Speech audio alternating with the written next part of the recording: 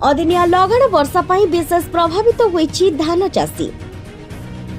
एही परिप्रेक्षी रे आठगड़ तेगिरिया अंचल रे व्यापक भाव में धान और पनीपरिबा चाष मध्य नष्ट होईछि। आठगड़ ब्लॉक पंचायत सम्मेलन कक्ष रे आठगड़ विधायक रणेंद्र प्रताप स्वाई विभागीय अधिकारी मानक सहित पुंखानुपुंख भाव में आलोचना करने सहित सरकार समस्त सहायतारू चाषी माने जेपरि वंचित न रुहंती सेथिप्रति समस्त अधिकारी मानक तागिद करथिले। आमे धान किणा ऊपर समीक्षा बैठक करिचु। माने प्रस्तुति बैठक सहित समीक्षा मध्य आज 35 टी हमर सोसाइटी 8 निर्वाचन मंडल रे 41 टी पैडी परचेस सेंटर सेगुडिकर सबु सरंजाम ठिकणा बाटे अछि ना नहीं चाषी मानक जो सुविधा सुयोग दिया जिबा कथा सेठी जो परिवेश जो अनुसार रहिबा कथा से विषय विभिन्न नोडल ऑफिसर एवं अन्य समस्त तार सजेशन देइछथि।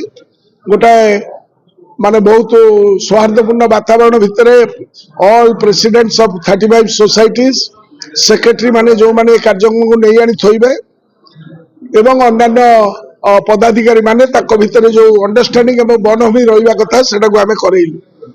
ता सहित खाली धान किणा विषय रे आलोचना हेई नाही ता सहित माने धान किणा सहित हैंड इन हैंड मध्य आमर क्षतिपूरण बर्तमान जो अदिनिया वर्षा जोगु हबो हेइछि तेणुक सेमानक पई जो रक्षक आप अनुसार सरकार मागी ताकू किभली भाव में अनभिज्ञ चाषी माने से विषय निजक निजे कार्यक्रम निजक निजे पंजीकृत कर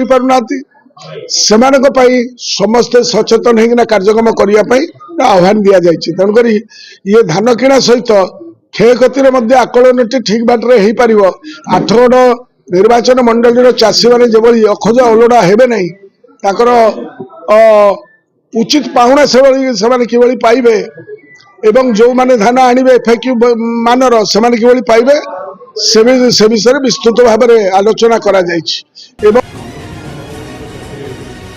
आठगड़ू श्रीधर सेठी रिपोर्ट उत्कल न्यूज।